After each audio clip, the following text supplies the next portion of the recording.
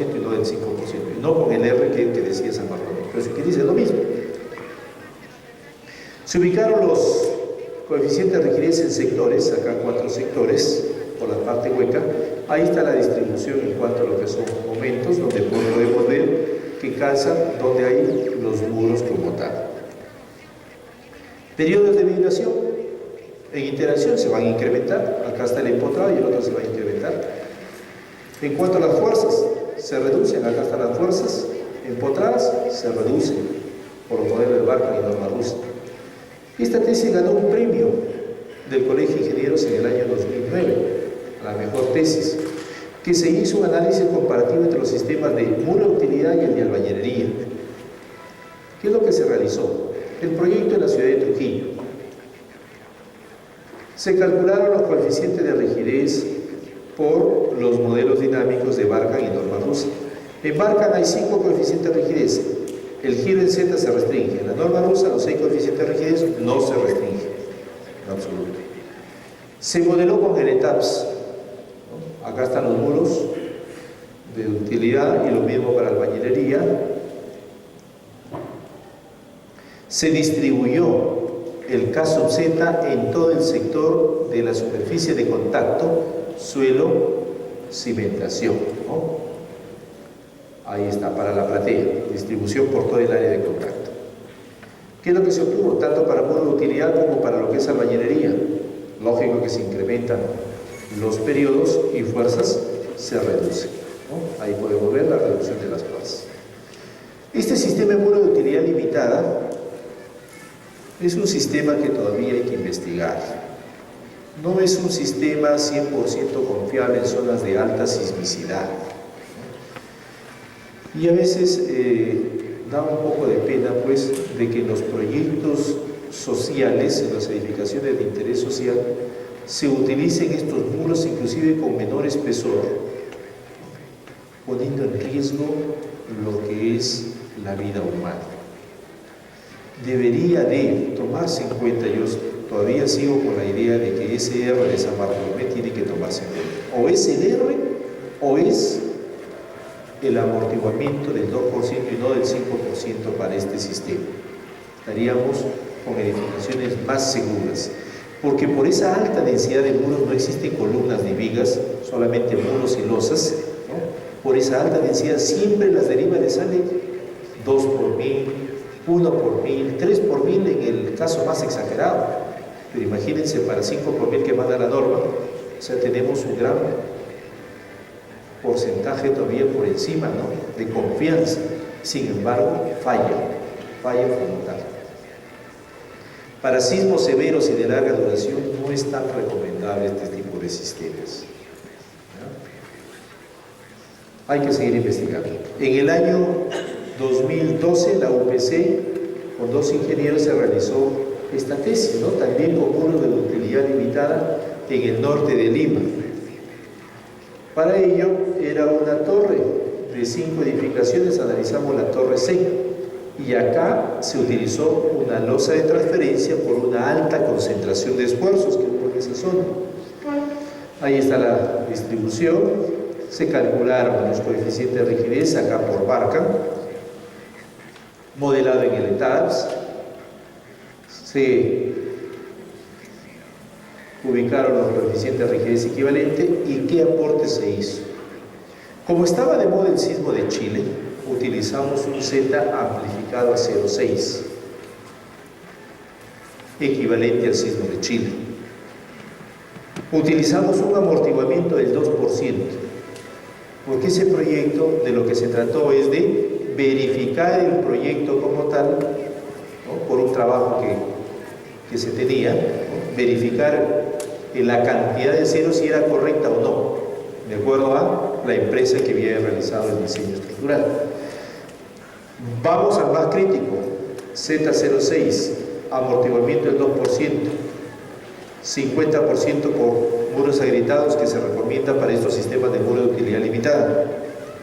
Resultado: presupuesto de obra, de acuerdo a lo que se había licitado, 71 toneladas. Con amortiguamiento del 2%, muros agrietados, interacción sobre estructuras, 70 toneladas. Entonces los factores de seguridad son muy importantes y que nos permiten dar un margen de seguridad alto en el caso nuestro, ¿no? El caso peruano. En cuanto a lo que son la parte final de la presente conferencia, los disipadores. Los disipadores de energía vienen a ser un sistema tipo sarriostres que lo que van a generar es un incremento del amortiguamiento del edificio. Por lo tanto, se van a encargar de disipar la energía del edificio, energía de entrada. ¿Cuándo? Se recomienda una disipación entre el 20 y el 40%. No generar disipadores donde tú vas a disipar 60 o 80%. No es adecuado, ¿no? Tiene la estructura que también trabajar y tiene que disipar su propia energía, ¿no? Como consecuencia de esa disipación de energía, ese incremento de amortiguamiento te va a reducir los desplazamientos, te va a reducir la fuerza de diseño y también te va a reducir los daños en los equipamientos y los elementos no estructurales. ¿Por qué la norma 2014 nos habla de disipadores y aisladores para edificaciones, caso como hospitales? Porque no pueden fallar, tienen que quedar operativos. Y no vaya a ser que quede operativo, pero la máquina, no sé, de diálisis, de repente se malogró y llegan los pacientes y no le pueden hacer su diálisis, ¿no? Entonces tienen que quedar operativos al 100%, ¿no? Por lo tanto, todo el equipamiento tiene que seguir en la misma función. Es por ello de que se deben de utilizar estos tipos de disipadores o aisladores, ¿no? Lo que nos indica.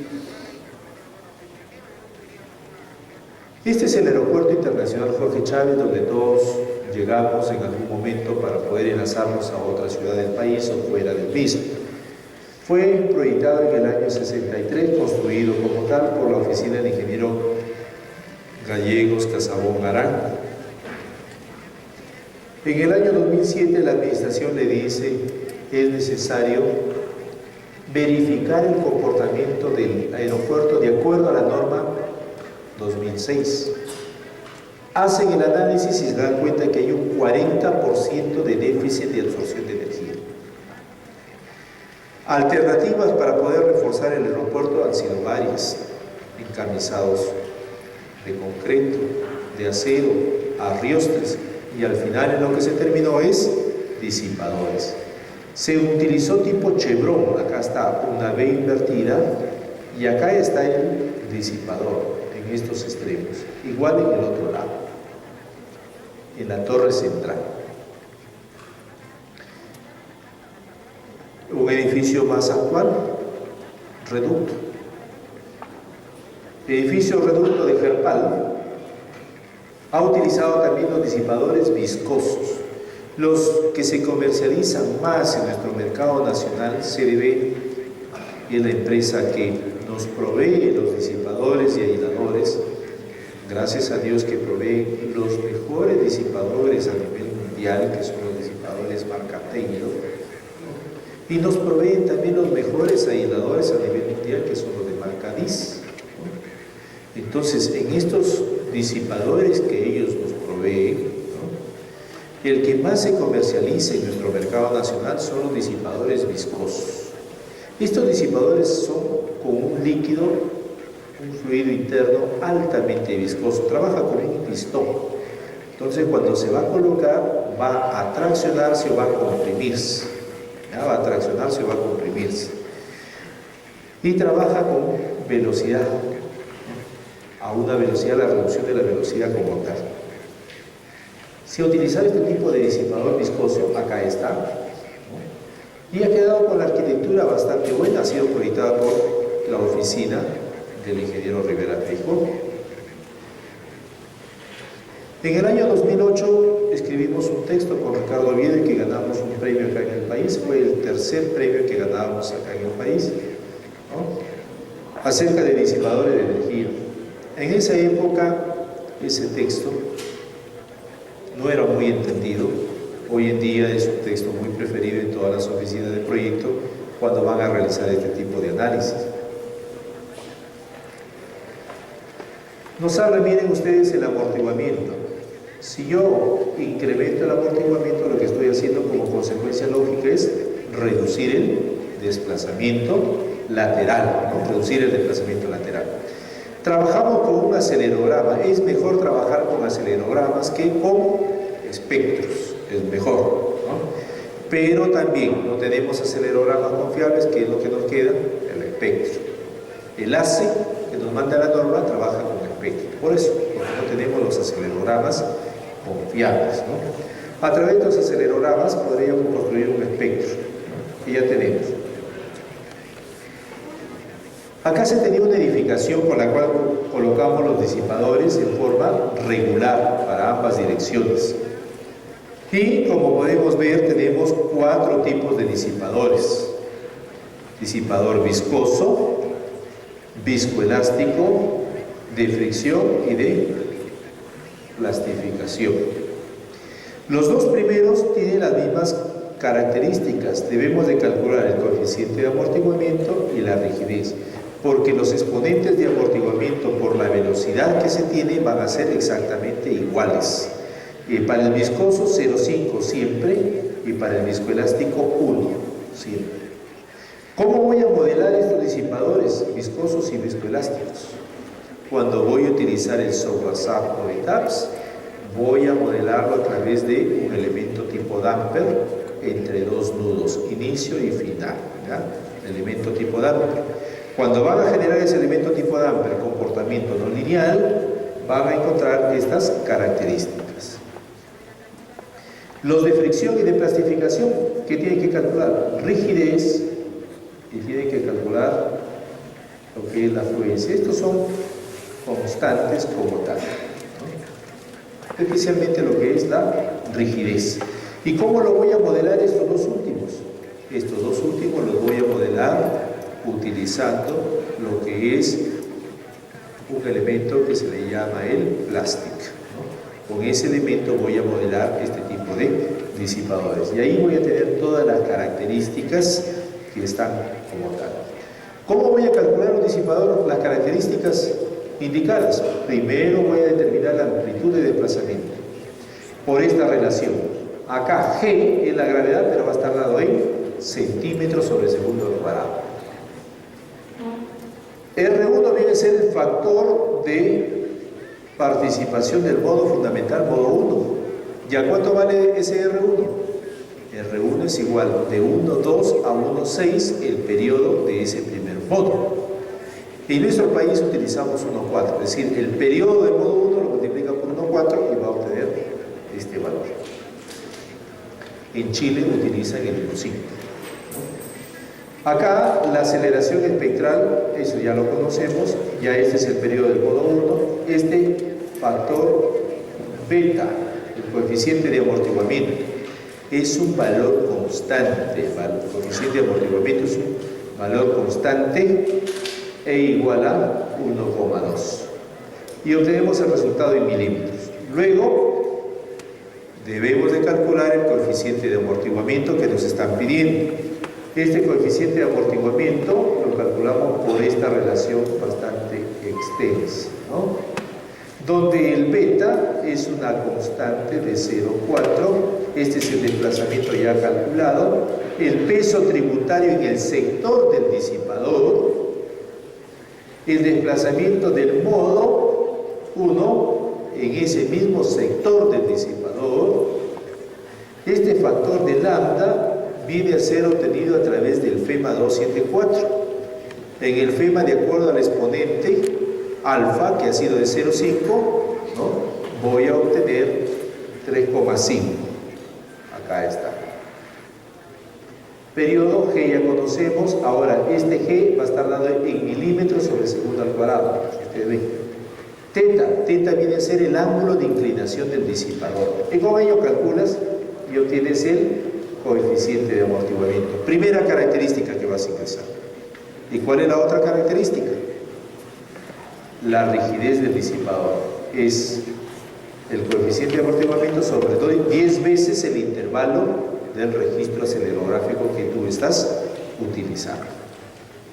Ahí se colocó, se modeló el edificio, qué es lo que les va a dar como resultado. Si vas a utilizar un disipador viscoso, los periodos de vibración van a mantenerse y con el resto van a reducirse. Los desplazamientos se van a reducir, como ya sabemos. Las fuerzas también se van a reducir. El disipador, su fuerza axial, tengo que calcularla y en función de la fuerza, la deformación y las características que hemos indicado, vas a tener que elegir el tipo de disipador de acuerdo al catálogo que está en la red de cdbrepresentaciones.com, ¿no? Acá está el balance energético. Si haces un análisis tiempo-historia, vas a poder obtener un balance energético. Acá está el edificio sin disipadores, donde el edificio está esforzado a absorber energía. Con los disipadores ya se va reduciendo. Miren ustedes, para el viscoelástico hay una mayor reducción. Si el edificio se esfuerza menos como tal. Tienes que comprobar tu lazo histerético, fuerza de formación para el disipador. Si es un viscoelástico, tiene que tener esta forma. Si es un viscoso, va a tener la forma distinta, así esta división, y así sucesivamente. Eso lo pueden ver en el texto como tal, ¿no? Te reduce los periodos, las derivas también, fuerzas igual. En el año 2009, pasado esto, participé apoyando a Ricardo Oviedo en su tesis de maestría de la Universidad de Ingeniería. El tema también, disipadores de energía. Para eso se eligió la Clínica Angloamericana en Lima, modelada con el ETAPS. Se colocaron los microtremores